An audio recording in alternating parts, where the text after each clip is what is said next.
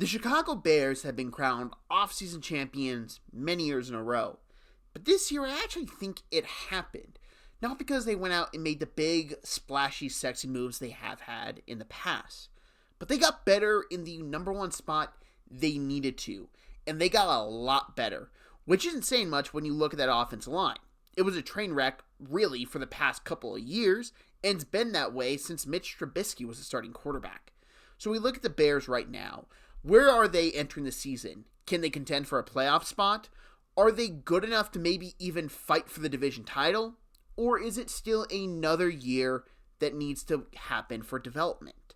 Well, I'm here to talk about that today as we bear down and break it down a little bit of the Chicago Bears 2025 season team preview. In my team previews, I haven't started out with coaching because no team has brought in a brand new head coach that I've covered yet.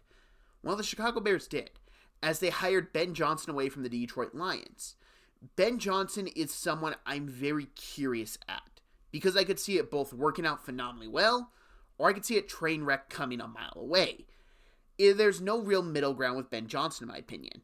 And the reason why is because I think he falls very much under the Mike McDaniels approach of very formulaic, analytical, offense analyst role, which can work, do not get me wrong. But there's also concern of how will he handle going to January? How will he handle when the teams get better and better? Mike McDaniels has not handled that well, and it's something very curious with Ben Johnson. Another concern I have is his interviews weren't that great the year prior. That could just be brand new at the thing. You don't really know how to do interviews. We all struggle with interviews at the beginning, or it could be there's some concerns there. I'm overall going to look at the positives, though. Ben Johnson is an offensive genius, as we saw with the Detroit Lions. He reinvigorated Jared Goff's career. He had a tremendous backfield in Detroit. He had great weapons all over the place that he used at a high level. He found ways to get the balls to his best players time and time again. And the Bears do have some skilled players that can get that use very high in the early going season, especially when he's just trying out brand new things. Now to talk about free agent additions and trade additions as well. And really, I'm going to highlight the offensive line here, but I want to give a quick little shout out to Grady Jarrett and I apologize if I butchered his name, Dale Agnabo. I'm sorry if I butchered it, but those are two solid defensive pieces. I don't think they take the Bears defense over the top, but they apply good pressure ability that the Bears could use. They've really only had Montez Sweat last year to apply pressure on the quarterback. They brought in two guys that can do that as well to help pressure rates and just help their defense out as a whole. Now to talk about the Bears offseason though, the highlight was improvement on the offense line. They traded for Jonah Jackson from the Los Angeles Rams, who is familiar with Ben Johnson. They brought in Drew Dahlman, and they also traded for Joe Thuney. This is a major improvement for the Bears offensive line that just has, quite frankly, sucked for a long time. They'll help the Bears create a run game, which is very important for Ben Johnson's offense, and they'll give Caleb Williams actual time to throw the football, unlike he had last season.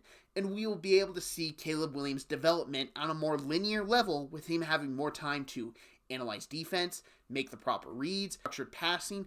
A whole lot of improvements going to happen with those three simple but extremely effective moves. I have been very vocal about being negative on the Bears in years past because I never felt like they hit the nail on the head. This past offseason, I think they very much did, improving the offensive line. In years past, they were improving the receiving core, which I get it wasn't the best, but they were putting young quarterbacks in a position to not succeed, playing behind an atrocious offensive line. As I look at the Bears draft class, I covered the first two picks usually, and I'm just really going to stick to that, but I just want to give a quick little shout out to Kyle Monangai. He was a fun player at Rutgers. I called him the Adonis because that dude is built, and he's going to make an impact for the Bears at some point. Maybe not this year, but eventually down the road, he is going to be Ben Johnson's power back, so keep notice of his name. But looking at the Bears draft, I love their first two picks. Colston Loveland, and listen, you'll want to go back, you listen to me talk about Loveland during the draft process. I was high on him. I wasn't the most high person on the channel on him. When we do my divisional previews, my dad will come on, he'll talk about Colston Loveland. He had the biggest draft crush on him, and there's a reason as to why. Colston Loveland maybe didn't have the natural athleticism that Tyler Warren had, but he had everything. Tyler Warren wasn't the best blocker. I saw a lot of good blocking from Colson Loveland, and I saw a lot of really good production in a Michigan offense that had no quarterback play whatsoever that could be deemed watchable.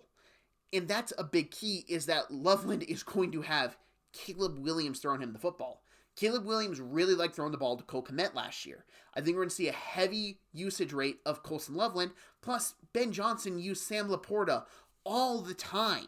We're going to see Loveland rake in a lot of yards and a lot of touchdowns for a rookie tight end. Then we look at their second pick, and listen, Luther Burden was one of my guys. I was very high on him compared to everyone else. I didn't get why he fell in the draft. I still don't. Luther Burden got hammered for being part of a worse Missouri team. Missouri regressed all over the place, and it wasn't really his fault. But he got hammered for it in the draft process because of it.